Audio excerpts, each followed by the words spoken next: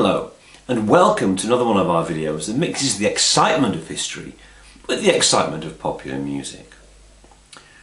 A couple of weeks ago, an event captured the public's imagination as the body of Richard III was finally given a state funeral in Leicester Cathedral. One thing occurred to me while watching this magnificent occasion, and that was the lack of Elton John. I had assumed that Elton had become a fixture at royal funerals, bashing away at the piano, singing a sentimental song, cunningly reworded by Bernie Taupin to fit the event. But these things were lacking at Richard's do.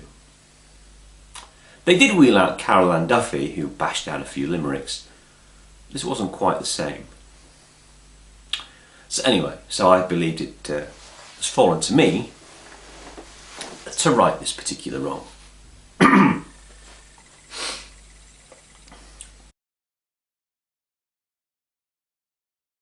Richard III has often been given a rather harsh write-up by history, particularly Thomas More, Thomas Cromwell, somebody called Thomas, and Shakespeare gave him a right hard time. And although he may have been a nephew-murdering, wife-poisoning, homicidal maniac, he really wanted to be just the king of all our hearts. And his work on landmines in Africa would have been groundbreaking had he known where Africa was, or had landmines actually been invented yet. So this is a song to celebrate the beauty of Richard III.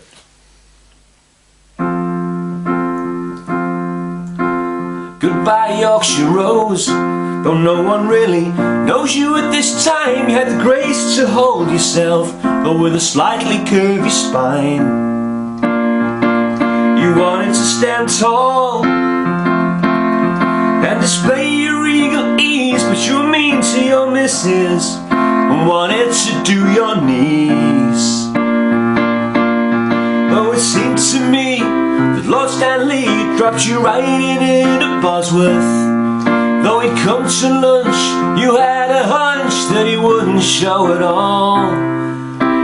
Though you murdered your nephews, it's what you had to do. No king can rule properly without a murder or two.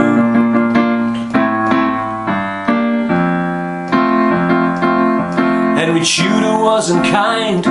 He let his men hack you around the brain, drag your body all over, and buried you in the terrain. Disrespectfully chose a car park, an ungracious way to fall, centuries providing hard standing for some random broke Vauxhall. But it seemed to me that Lord Stanley dropped you right into Bosworth. Though you came to lunch, he had a hunch that you wouldn't show at all. And though you murdered your nephews, they said whatever next. You know you can't make omelettes without breaking some eggs.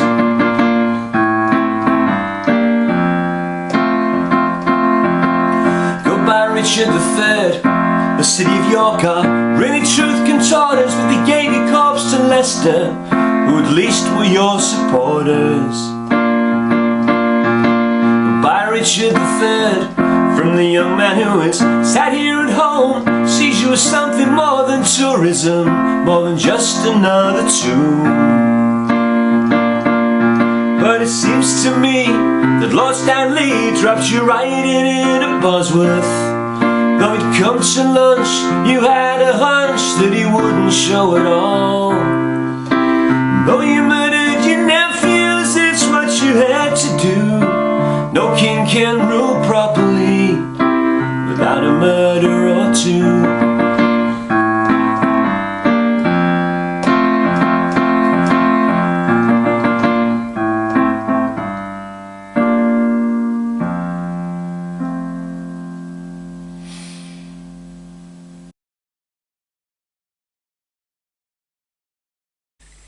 As an addendum to that song, I'd like to deal with the issue of a misconception that has arisen about Richard III.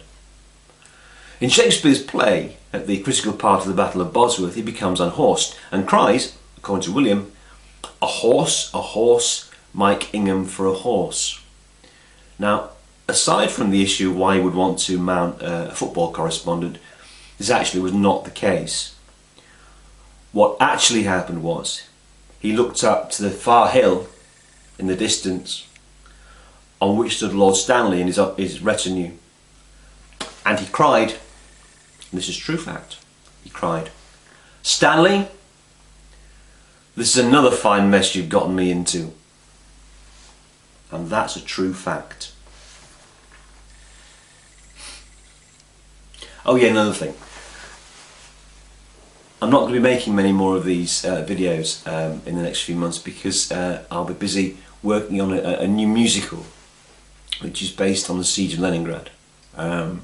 It's sort of like comedy, you know, lots of frivolous, purposeless characters in millions of subplots. It's sort of Hello Stalin, so that'll be taking my attention. I'm sure it'll be a big hit on the West End.